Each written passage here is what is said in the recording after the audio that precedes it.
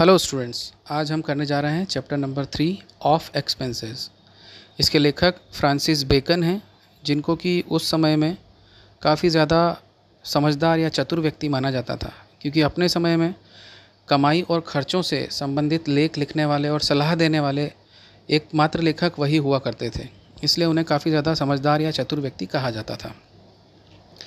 अपने इस लेख ऑफ एक्सपेंस में भी फ्रांसिस बेकन कमाई और खर्चे के संबंध में बातें करते हैं। चैप्टर के शुरू में ही वो ऐसा कहते हैं कि अमीर वर्ग और गरीब वर्ग दोनों ही खर्च करते हैं, लेकिन अमीर और गरीब के खर्च करने में फ़र्क ये होता है कि जो अमीर वर्ग होता है, जो रिच लोग होते हैं, वो जब खर्चा करते हैं तो वो अपने स्टेटस को बरकरार रखने के लिए या उसे बढ़ाने के लिए खर्च करते हैं, और इसके अलावा वो अच्छे कार्यों के लिए या सत्कर्मों के लिए खर्च करते हैं। जबकि मिडिल क्लास या जो गरीब लोग होते हैं वो अपनी आवश्यकताओं की पूर्ति के लिए खर्चा करते हैं।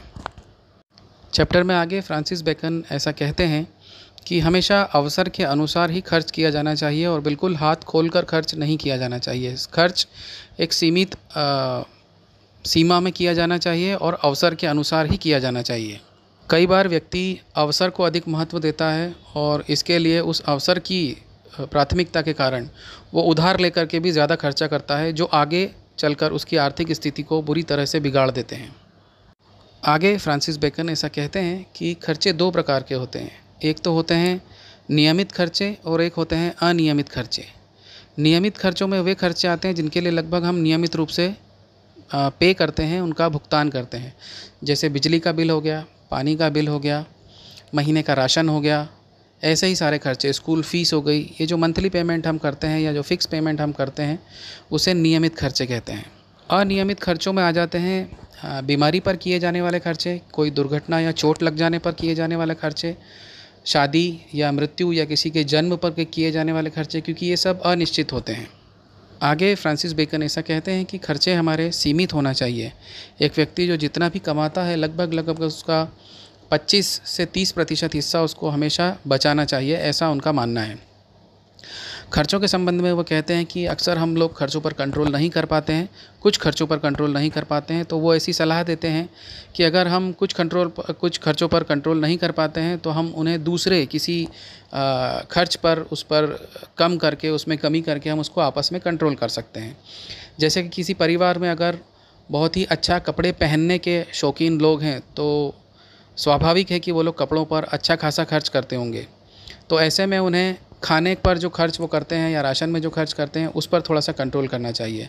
बिल्कुल ऐसा ही उल्टा है कि अगर किसी घर में खाने पीने के शौकीन लोग बहुत ज़्यादा हैं और वो खुलकर खर्चा करते हैं अपने खाने पर, तो उन्हें इस खर्च की जो आपूर्ति है या इसका जो घाटा है वो पूरा करना चाहिए अपने कपड़ों के शौक़ पर कम खर्च करके। यानी इस प्रकार से एक जगह पर ज़्यादा खर्च करके लेकिन दूसरी जगह पर कम खर्चा करके इस तरीके से खर्च को बैलेंस किया जा सकता है या उसके घाटे को या उसके नुकसान को रोका जा सकता है। अगले पॉइंट में फ्रांसिस बेकन ये कहते हैं कि कोई भी व्यक्ति जो स्वयं का व्यापार चलाता है, खुद काम धंधा करता है, तो उसको अपने काम धंधे की देखभाल स्वयं करनी चाहिए, न कि किसी दूसरे के हाथों में सौंप देनी चाहिए। साथ ही साथ फ्रांसिस बेकन ये कहते हैं कि अपने कर्मचारी जो होते हैं उनको लंबे समय तक के लिए रखना नहीं चाहिए, लंबे समय तक के लिए उनको अपॉइंट नहीं करना चाहिए। हमें समय समय पर अपने कर्मचारी जो हैं वो बदलते रहना चाहिए। इसका कारण वो बताते हैं कि एक तो ये हो सकता है कि जब कर्मचारी लंबे समय तक किसी व्यवसाय में शामिल रहते हैं, किसी जगह पर काम करते हैं, तो वो उसके स्वामी के कई सारे राज या रहस्य या ऐसी बातें जो उसको नहीं जानना चाहिए वो जान लेते हैं। तो ये भी एक बड़ा कारण हो सकता है। और साथ ही साथ दूसरी एक संभावना ये बनती है कि जब हम लगातार कर्मचारियों को बदलते रहते हैं, उनको चेंज करते रहते हैं, तो हो सकता है कि हमें कम पारिश्रमिक में या कम सैलरी में कोई अच्छा कर्मचारी मिल जाए। तो ये दोनों ही संभावनाएं हो सकती है, जिसके कारण फ्रांसिस बेकन का ये मानना है कि किसी भी व्यवसाय में, धंधे में लगातार कर्मचारियों को बदलते रहना चाहिए, उन्हें लंबे समय तक के लिए नियुक्त नहीं करना चाहिए। इस लेख में अपनी आखिरी सलाह देते हुए फ्रांसिस बेकन ये कहते हैं कि कभी भी किसी भी इमरजेंसी में या अचानक से आवश्यकता पड़ने पर अपनी किसी भी संपत्ति को कभी भी बेचना नहीं चाहिए, क्योंकि ऐसे में स्थिति हमेशा यही होगी कि जब सामने वाला आपकी आवश्यकता को समझ जाएगा कि आपको पैसों की बहुत अधिक आवश्यकता है, तो वो आपको आपकी संपत्ति का उचित मूल्य कभी नहीं देगा। इस प्रकार से आपको अपनी बहुमूल्य संपत्ति या मूल्यवान संपत्ति कम कीमत पर बेचनी पड़ जाएगी।